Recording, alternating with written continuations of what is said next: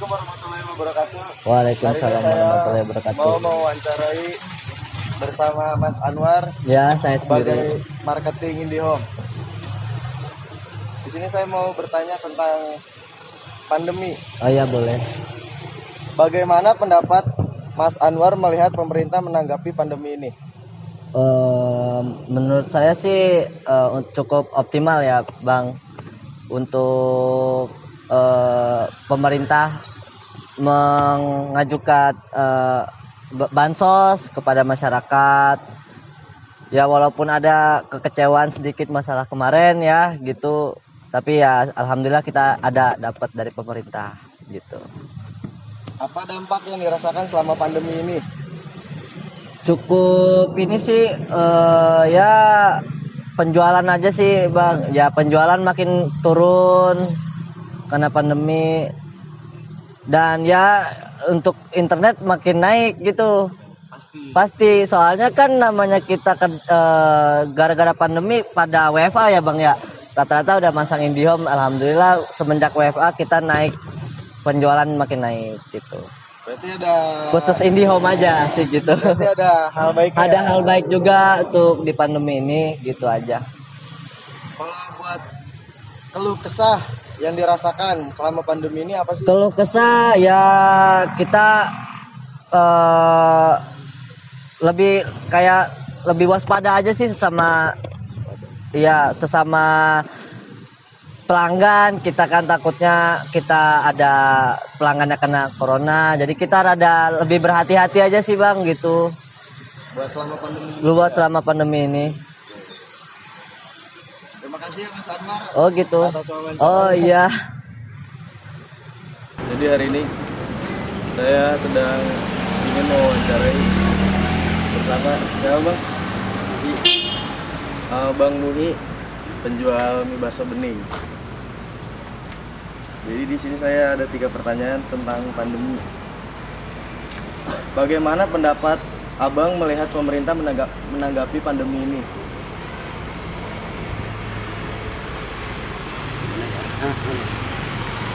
Ya gitu lah, tidak merata lah intinya mah ya. Dari bantuan Ya dari bantuannya sangat tidak merata. Karena pas di awal-awal juga kan Benar. ya banyak yang pedagang nggak boleh berjualan. Benar. Dampaknya ya. Merasa banget. Apa dampak yang dirasakan selama pandemi ini? Jualan gitu. Ya, dampak penjualannya bagaimana? Ya.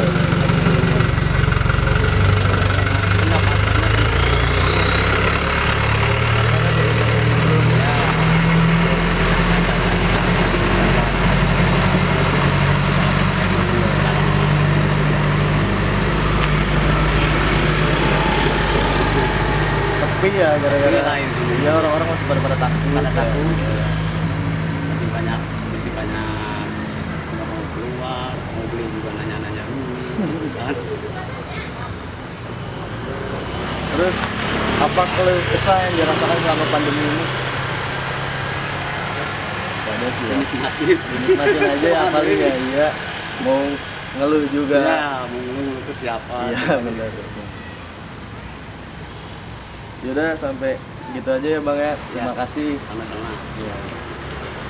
Jadi sekarang saya ingin mewawancarai driver ojek online dengan Pak siapa?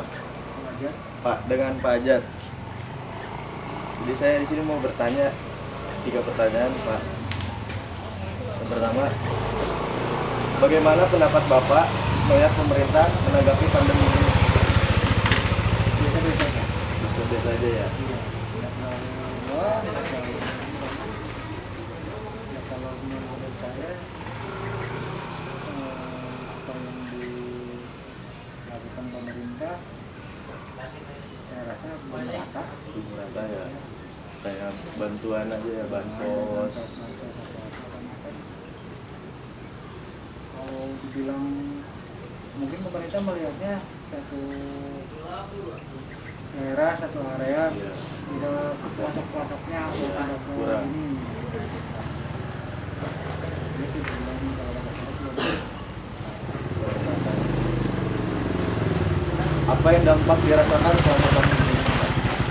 Semuanya. Semuanya ya. Semuanya dari mulai ekonomi, dari mulai pekerjaan terganggu, dari mulai sekolah juga terganggu. Pokoknya intinya semuanya terganggu. Itu kalau dilihat dari faktor Iya. ya, pokoknya semua terganggu gitu aja. Kalau keluh kesah yang dirasakan selama pandemi ini, Kalau kesah intinya kalau dari level mulai, pas ketika awal-awal pandemi ya kan katanya itu kan nggak boleh ada penumpang ya. intinya yang benar-benar banget Pendapatan ya yang tadinya biasanya cukup ya cukup sekarang susah. Udah segitu aja ya Pak ya. Terima kasih atas wawancaranya. Terima kasih Pak. Jadi sekarang ini saya bersama dengan Teteh siapa? Ibu Lilis. Dan Ibu Lilis. Mempunyai usaha. Jadi di sini saya akan menanyakan tentang pandemi. Bagaimana pendapat Ibu Lilis melihat pemerintah ini menanggapi pandemi ini? Sejauh ini sih menurut aku sih pemerintah tuh udah berusaha seini mungkin apa ya, intinya yang terbaik lah buat semua. Tapi tergantung dari pandangan masing-masing juga kan, nggak semua ini. Kalau menurut aku sih udah cukup baik. Iya. Terus Apa dampak yang dirasakan selama pandemi ini tuh? jujur selama pandemi ini banyak sih, diantaranya contohnya aku kayak usaha gini Iya. yang tadinya rame agak berkurang. Jadi berkurang ya Iya, peminatnya, pembelinya. iya. Apa keluh kesah yang dirasakan nih yang selama pandemi ini nih? Pasti ada dong. Ya intinya pasti semua keluh kesah itu ada. Tapi ya mau gimana lagi ya, kita syukuri aja. Iya. Bener gak? Iya, syukuri, nikmati, jalani. Iya. Makasih ya, Oke. Elis udah mau diwawancara. Saya bersama dengan Bang siapa? Abil. Bang Abil. Memiliki usaha apa nih Bang? Oh iya, kita kenal dulu Abil. Oke, kebetulan gua sekarang bergerak di bidang roster itu. Sering ya. Kurang lebih 1 tahun sih. 1 tahun ya, lumayan lama lah ya. Langsung aja nih pertanyaannya nih. Boleh. Bagaimana pendapat Bang Abil melihat pemerintah nih menanggapi pandemi ini nih?